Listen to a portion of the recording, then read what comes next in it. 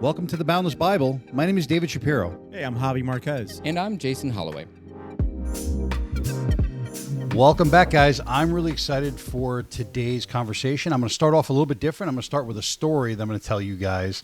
And this actually comes, my family a few years ago. I try to pride myself in finding really cool places to go and to look at. And I found a place in Central Florida called Spook Hill. And Spook Hill is supposed to be this hill that appears as though when you're going up, you're actually going down.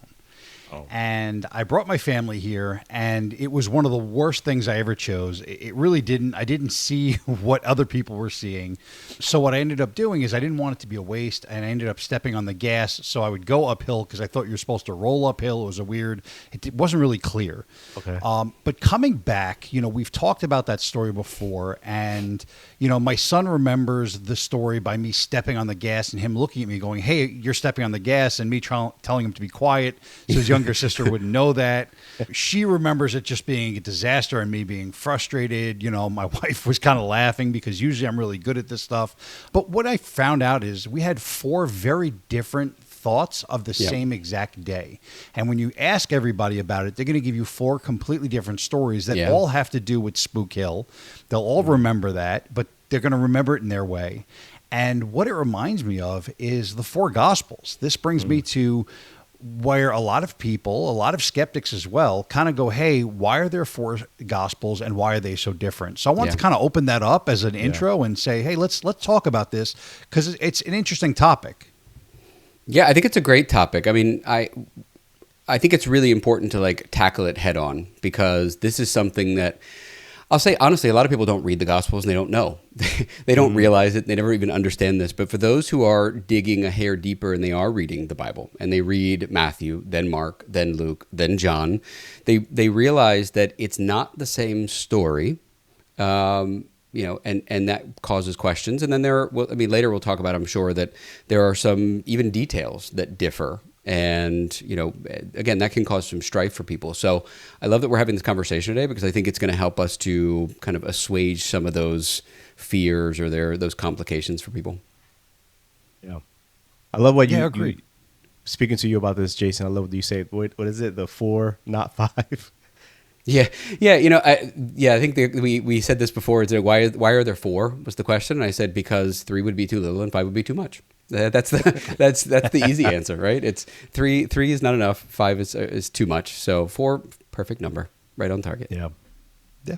One of the things I'll say right off the bat is in Deuteronomy 19:15, part of the laws is you want witnesses for when somebody is accused of something. Yeah. When you're trying to figure out what the story is, Deuteronomy actually says you need more than one witness. Yeah. And here you have 4 witnesses to the same account.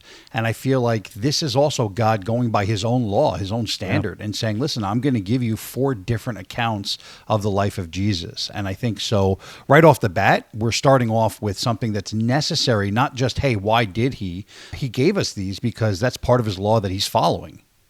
Yeah, and Deuteronomy 19:15, it goes 2 or 3 witnesses. God said, I'm going to give you 4 Gospels. So he just always outdo himself, And I think it makes sense. I think it makes sense when we look at news publications and we see the same story but done in different, explained in different ways or just sharing, different books on different topics, right? Even a lot of books on Jesus and stuff like that. And it's good to hear and see different perspectives, different angles on it to get the full story of what happened. I think it's interesting that you brought up news, right? Because we particularly live in a society now where you either listen to one side of news or you listen to the other side of news. Wow. And that's, even though you feel like you're well versed, realistically you're looking at one side of a spectrum or the other side of a spectrum. And the thing about the Gospels is that you have 4 of them, right? And so it clearly is not a dichotomy. It's and you add, to your point, David, you have a third person involved who's able to commiserate which one of the 3 is right, and then you have another one still just to add nuance to the story, just to add perspective. And so if I really wanted to understand, I imagine if I was a detective, I wouldn't want to hear one person's side of the story. I'd want to hear two peoples and three peoples, and by the fourth person, I really feel like I get an account of it. And so again, I didn't tie that back to the political thing or the news thing, but right now we're kind of in this very dichotomous thing, and it's I'm right or you're right, but there's no meeting in the middle. The Gospels are a really good example of why you shouldn't listen to one or the other. You need to listen to 2, 3, 4, sometimes even opposing views in order to really understand where the middle is. And I think that's one of the main reasons that there's 4 Gospels, personally. Yeah. Yeah. And it also speaks to 4 very different people. So when you look at the 4 Gospels, Matthew is speaking to the Jewish population. Yeah. You have Mark that's speaking to the Roman. You have Luke that's speaking to the Greek. And then even with John, he's speaking more to the evangelistic. Yeah. So it's 4 completely different people that are actually being spoken to through the Gospels. And listen, Matthew being the one speaking to Jewish people, that should be the one that would speak to me the best, being that I was born and raised in a Jewish household, but it doesn't. Yeah. Mine's actually John. Mine goes to that theological, evangelistic theme, and that's what speaks more to me. So it also speaks differently to different people.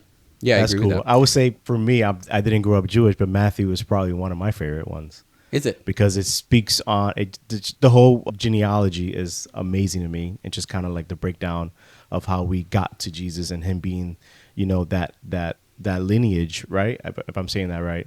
And yeah, I think they're all great. And I think they all have a value in the overall story of Jesus. And it all points to Jesus being the Son of God that was here on earth, that came to be the Savior. Well, the answer to a promise. The world, right? And he's just, for us as sinners, and gave us salvation. But also, one thing they also all mention is the resurrection. Yes. So we can't forget that.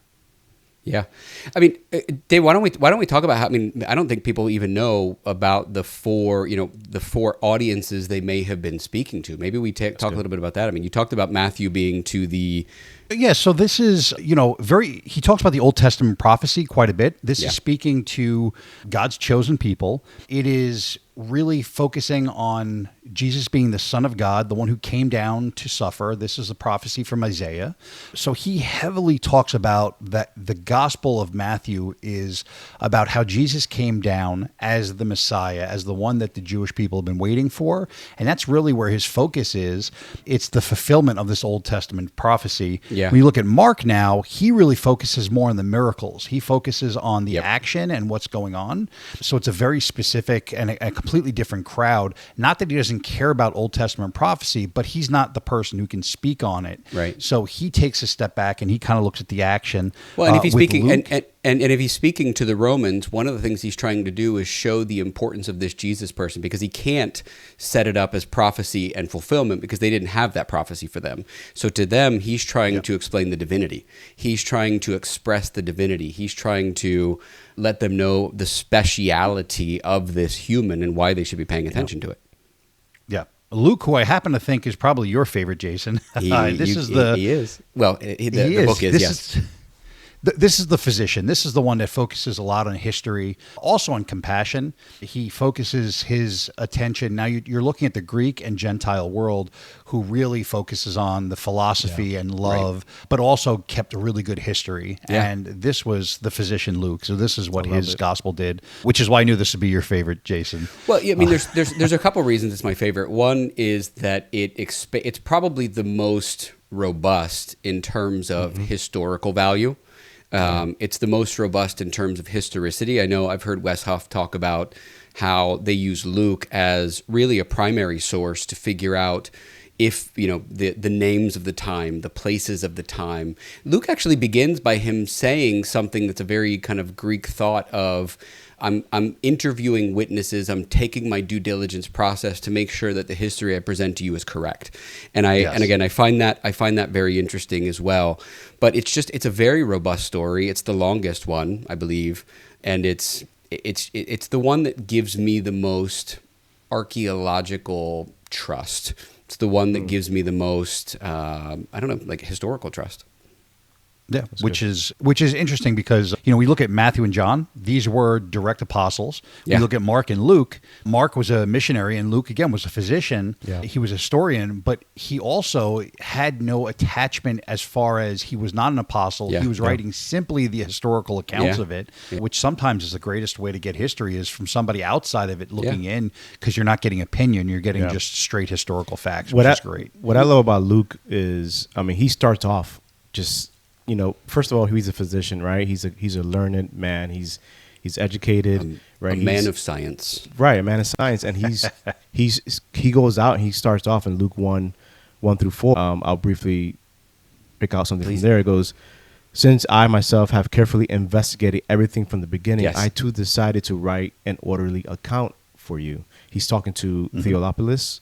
I probably said that wrong, but it's no, you're pretty this good. Is a guy that's a learned man, right? And he's gonna take his time to really figure out what happened here. Who's this special man called Jesus, and what really took account? So we could trust that. We could go, all right. At least he went out and thoroughly presented this in this way. That was not a follower. He was an outsider in a sense. So, and I love that. That's why each one makes sense. I think you brought up a good point, David. Yeah, and to that point too. Look, I just realized as you were saying it, Javi, it also shows that there's different types of believers, right? There were people who were with him who saw it firsthand, experienced it, very heart-oriented and very personally oriented, right? Yeah. And then you have Mark, who wasn't there, but still got the experience of it secondhand. It was still very tactile and not entirely. I'm not saying it wasn't, but it wasn't entirely cerebral. And then you have Luke, who says, "I'm a man of science. I have done my research. I have done my historical diggings, and this is what I have found." And you have the person who needs the logic and this cognition of why it's true, and he has believed it's true. And so there's another person. Now let's get to John. As I cut you off there, but no, you're good. So John is the Word becomes flesh. This is somebody who focuses on Jesus being fully human and also fully divine. He focuses on the I am statements. Yes, focuses on the strong belief of Jesus as both God and as man, and this is again why it's so crucial for me, and one of the ones that I love the most is a lot of times, especially in the Jewish faith, they believe that the reason why Jesus could not have been God is because maybe he was the Messiah, maybe he was a man who was sent as the Messiah, but God would never lower himself to be a man. Yeah. Meanwhile, this shows the humility and humbleness of God as well. And for me, John showing that he's fully man and fully God. He really is Word in the flesh. This is why it's my favorite. Yeah, and that's also, if we're getting technical, isn't that called like the high Christology of Christ? Yes. And how quickly in the Gospels do they get to the fact that he's not just a man, but he's also partially God? I'm not fully versed on it, but I know that that's one of the big things is that very early on, we have documented record of people not just saying he's a great guy, but saying he's God. That he is God come in the flesh, and it's partially in some of the other ones, but I think John is the one where it's most explicit, if I'm not mistaken. Yeah. Oh, absolutely. Yeah. And it's funny because I love Luke, but if I had to tell somebody which book to read, it would be John, because I think John does the best job of helping a non-believer to see the full picture. And as we've talked about the differences in these three, the difference in these four, this is the one that most gives you that full picture. I also want to go back and say, I think John is the last of the Gospels, which also makes a whole lot of sense, because if Matthew and Luke were with him, they were going to be experiencing it in the present tense. They were going to be experiencing these things in the present. Say that again. John was with them. Okay. John and Matthew. But if it was written at the end, right? The people who wrote early would have been writing about their experience and what it meant to them at the time. And Luke would have written about what it meant after some time. But John, having written at the end, had time to not only see what happened to Jesus and what happened in his life, but after his life, and then after a decade, and then after another decade. And he starts to see the impact of the story of Jesus, which, and maybe it's a good time to transition into perspective, but, John's perspective when he wrote was that I not only saw what happened, but I saw how it impacted the world. I saw how it flourished after he died, and I saw how how people changed and society changed after him, and that's how he wrote it. Yeah, I think if you look at how people write, if somebody passes away and they write something in the paper about it, it actually follows the same way. Is Matthew is very much about the fulfillment of old times. So this is who this person was, and then they talk about their actions and their miracles. This is who their children are, their wife is, things like that. And then you talk about their history. This is the things that they have done in the past, and then you look at their eternal life, their belief, their deity and all that. Not that it's somebody's deity, but it's they're going to be here. They're going to be buried at this point. They're going to have their. It really follows kind of the same standard of what these four gospels are showing as well, which is this Old Testament prophecy, the action and miracles, the compassion in history, and then ultimately the belief. That's really good. One of the things that I love is I love how you just explained it as kind of an obituary, David. And that resonated really hardcore. Like, if there's a really great person, I'm not going to name anybody particular. If there's a really great person, in the moment that they die, their obituary says they achieved all the things that they set out to achieve. This is who they were, right? That's the obituary. The news story, the retro that they do on the news a year later is going to be different. Yes, he did all those things, but this is what has happened since then. These are the people who, this, whatever. But then you fast forward another, 20 years and you do a retro on this person's life, and all of a sudden they're in a history book. It's this person did this and it impacted this, and the movement that came after it was this, and the people who changed were this, and that's a really easy way for us to understand it in the present tense, I think. I think you bring up. You actually explained it a whole lot better than I did. I appreciate that. That was really good. No. I was just riffing on yours. You started it. So I love that. I love that what you said, Jason. I think you brought a good point. I think it's one of the things that maybe we haven't spoke on. Like, what are these? Right? These are the gospel is the good news, right? The good news of Jesus Christ and what he did and what he came to earth to do, and the prophecies fulfilled in so many ways. But also, what kind of books are these, right? These are the accounts of Jesus, right? This is not a poetic book. This is not a apostolic book. This is history. I would like to say this is an account. This is the eyewitness account of someone that saw something happen and they wrote it down. And I think that's important to know when people read it and understand it, not this hyperbolic thing. I mean, there is some metaphors and other things in there that happens, but yeah. I think that's an interesting point. What I'm going to do is... go ahead. No, go ahead. You're probably going to switch it. I think that's an interesting point, Javi, because look, I mean, we've talked a lot in this podcast about metaphor and symbolism and those things, and I think those are more explicit in the Gospels, right? Like when Jesus himself speaks in parables much of the time, and so it's very clear when Jesus meant for something to be a symbol, when he meant for it to be a metaphor, when he meant for it to be an allegory. He did that on purpose, and so that does make the Gospels a bit easier to understand than any other part of the Bible. And again, you could probably lift it up a level and find symbolism and metaphor and analogy in the life of Jesus as well. But one of the things that makes these easier is, like I said, it's very clear what's supposed to be literal, what's supposed to be metaphorical, what's supposed to be a lesson, and what's supposed to be, something that you reflect on. I wanted to say, like, going back to a little bit when you guys were talking about it being written so many years after, one of the things that I kind of, when I came across the Gospels or just kind of reading the Bible, it's like, wait a minute, this is written, why is it written 30 years after Jesus? Like, why not written then there? And I think David obviously did an episode recently just kind of explained that. If you want to reiterate that, David, I think it was really done really well what you were explaining about how that came about, and not only that, other literature that we take as the Bible, like and like this is true, what happened to Alexander the Great in history books, that is written way past totally what the Bible is maybe written. Yeah. Yeah, I just think, listen, this is human nature. I think when you look at these different people, when you look at Caesar and him being written about hundreds of years later, I just think that what happens is typically when something is happening, people don't write about it. They write about it afterwards. This becomes history.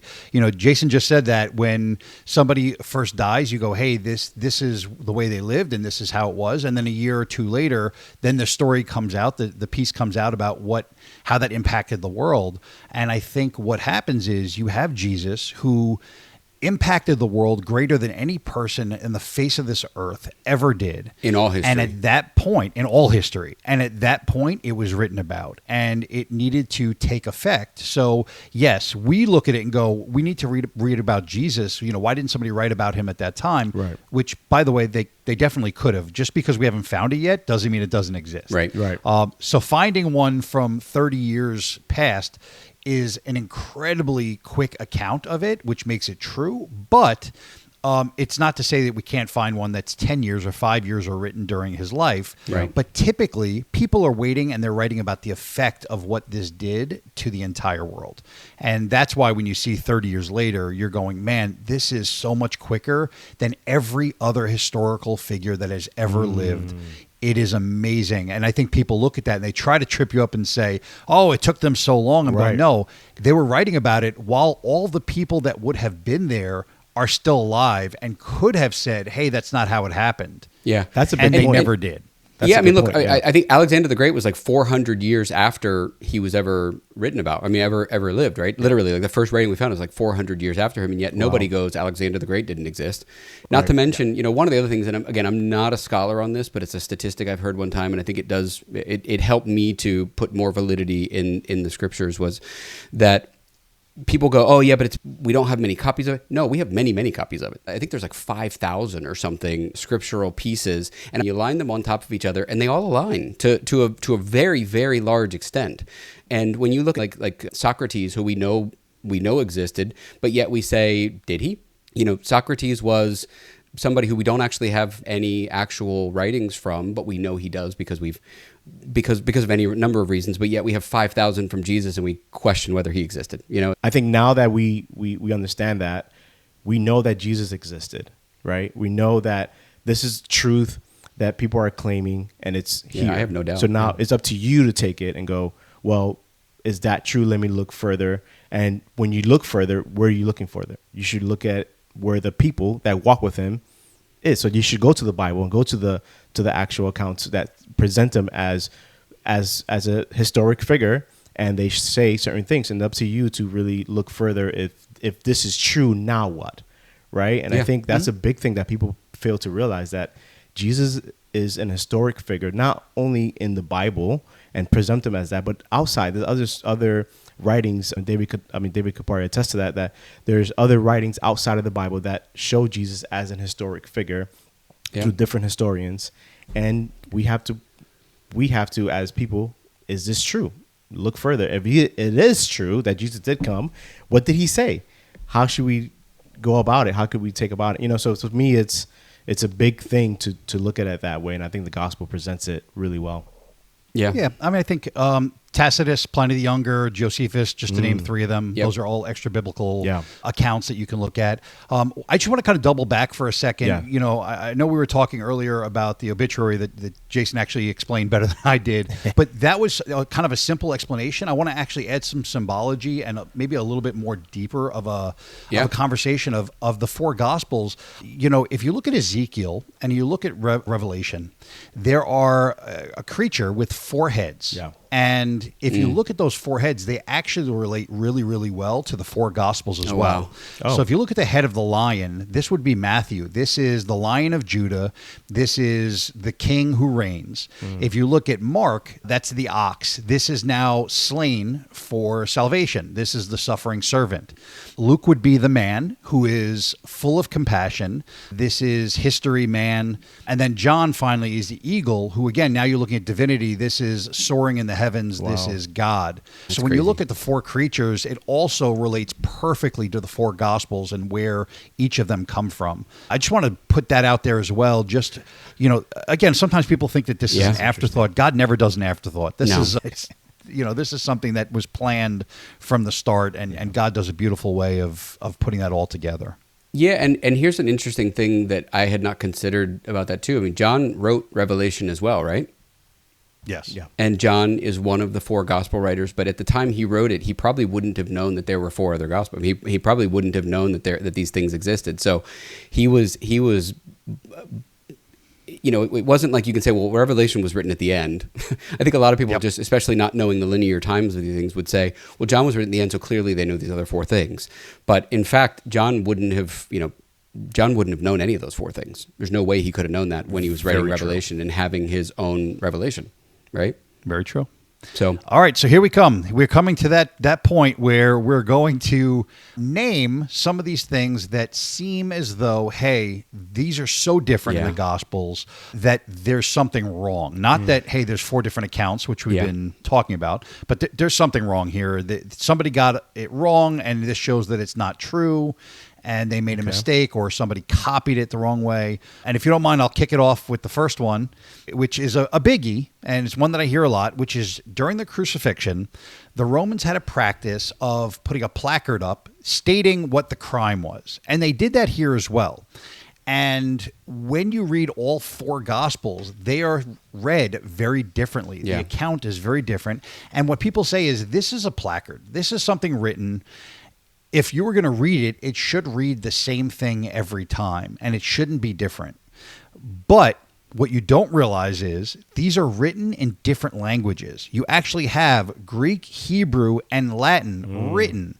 So when you start to take this account and you go, hey, this was written differently in each account, it's probably because they were reading it in their own language. Matthew was probably reading it in Hebrew, which, then it would have said, this is Jesus, the King of the Jews.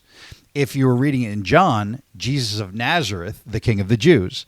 Again, we look at it and go, what's the big deal? It's all the same. This is Jesus, King of the Jews, and the King of the Jews. That was the 4 different accounts. Right. It sounds exactly the same to us, but there are skeptics who look at it and go, if this was a sign, we would have had the exact same writings about it in all 4. And what you realize is 4 different languages, you're going to get 4 different versions of it. Yeah. I think beyond that, you have something else you have to consider, which is that 4 different people see things 4 different ways. I mean, even in your example of the sign, if somebody speaks, is bilingual and speaks English and Spanish, and they see a sign in English and Spanish, they know when sometimes they're mistranslated, right? They might even acknowledge that, like you would never know, David, if something was, slightly mistranslated, even though it was just under, you're like, oh, that's the Spanish version, that just says that. But you wouldn't know if there was a slightly different translation. You wouldn't know if it said something slightly different. And then you have the American person or the English person who's reading the English and not the Spanish. You have the Spanish person who's not reading the English. You have the bilingual person who's reading both. And so perspective, for all good and all bad that it is, we are humans and we do exist in human bodies, and those are subject to perspective differentiations. And you're going to get those. You're going to get those differences. You're going to get those different accounts, despite the fact that the truth is actually somewhere in the center. Yeah, that's a very good point. Yeah, I love the different perspective, and I think I wanted to also include this that we mentioned before, maybe not to continue to repeat it, but just like the courtrooms will have different eyewitnesses to prove what happened that night or whatever it is, what happened to that person, just to kind of show what's going on. Is we do it in the courtroom. We do it to this day. Lawyers use different eyewitnesses to prove a certain sides to certain things. So I love this. Yeah. I go back to that idea of perspective, right? Like if you were to ask the 3 of us about the history of how this podcast came to be, you would get 3 very different stories. Yeah. You would get 3 different, and those stories could be influenced by a variety of things. It could be influenced by the things that I was going through at the time that you guys, brought up this idea in the first place. Definitely means I have a perspective that's suited to that. I've said it before. I think that I had been praying previously. Use me, Lord, the song that gets me every time. And I had been like kind of singing it in church, but I'd also been coming home and praying it over and over and over. And then you guys asked to do that. So it's very miraculous to me, very, divinely inspired to me, that you guys, without knowing that I'd been praying, that would ask that. I'm sure, you guys had conversations before I was ever even aware of it. So your history of it would be different, right? Your inspiration would be different. Your meaning that you ascribe to any individual experience would be different than mine. And again, I think that's what these Gospels are about.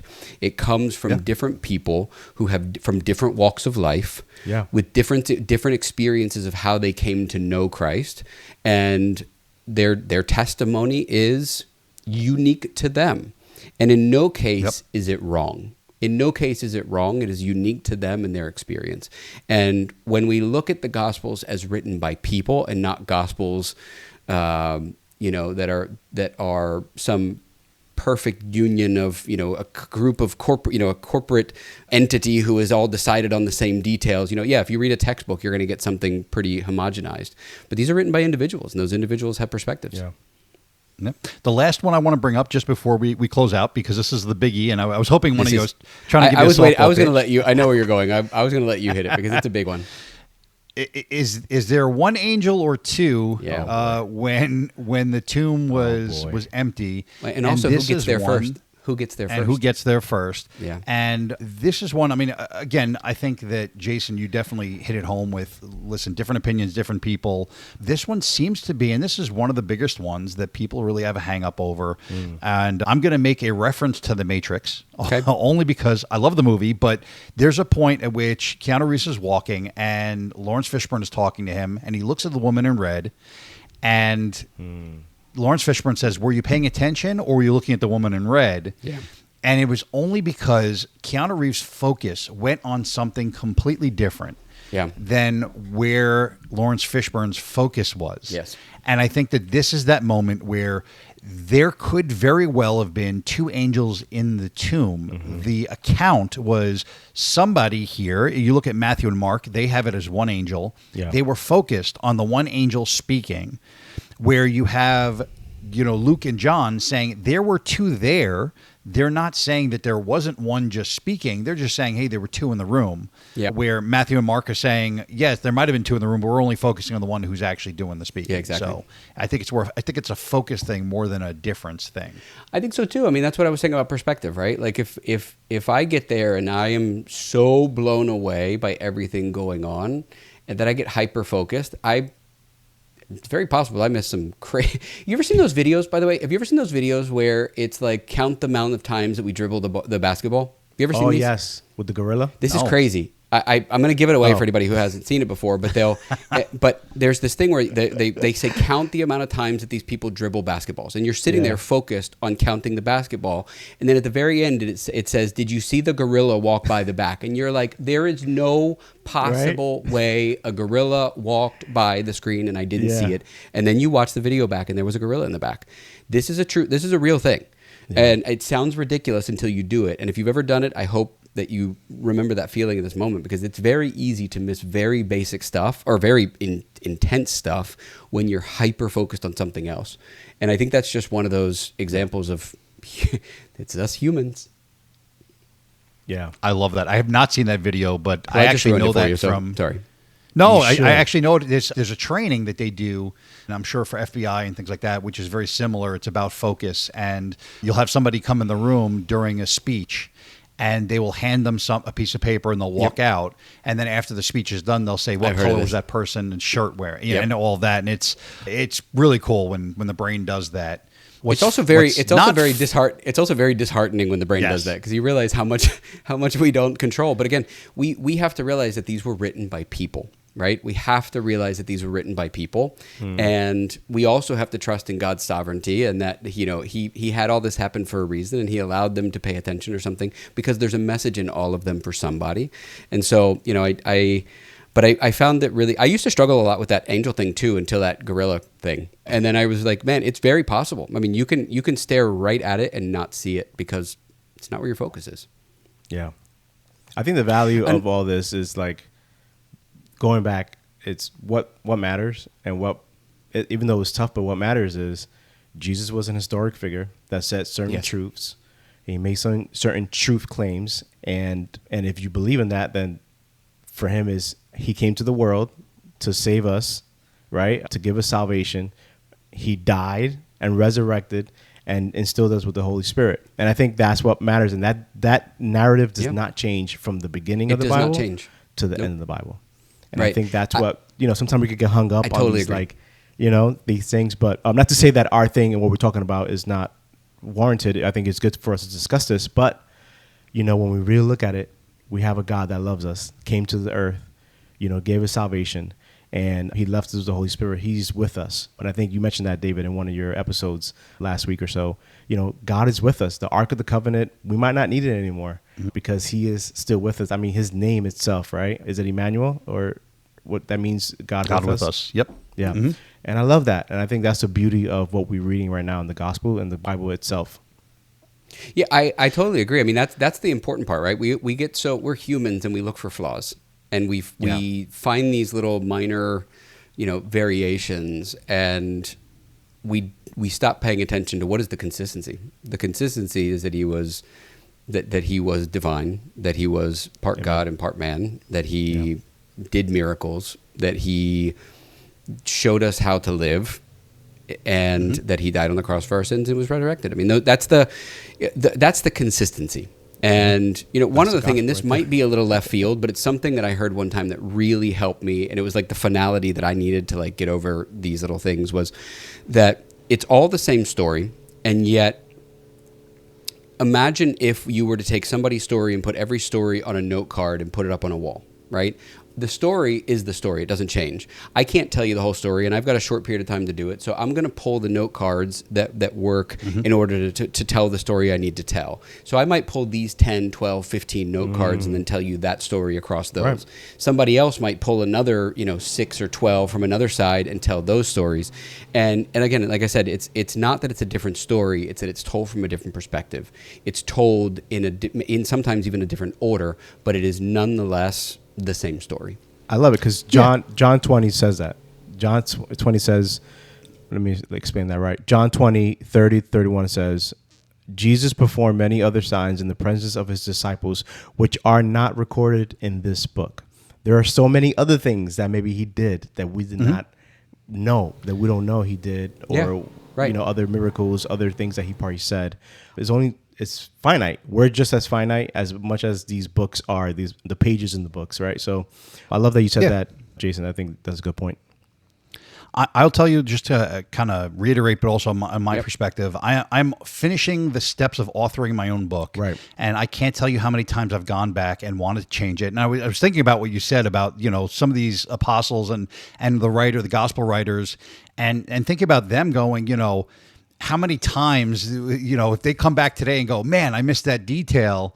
It wasn't done, with any intention other than they're trying to write everything down. And there are times you can revise, and it'll, I think about my own testimony, and it's my testimony. It's happened in my life, and I've told it differently every single time I've told my testimony. Absolutely.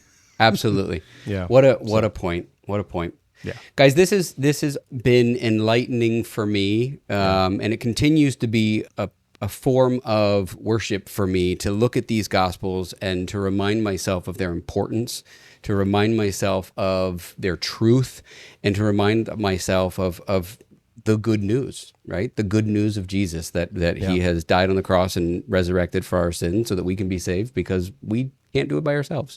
Amen. So I love listening to this. I love talking about it. And I hope that if anybody out there has struggled with the gospel's variations, that this has helped to clarify that for you. So I really do appreciate everybody listening. As always, we love to hear your comments. We love to hear your feedback. And if we can ever be of any help to you in any way, please reach out. And we look forward to talking to you again next week. Thank you very much, guys. See you guys. Bye.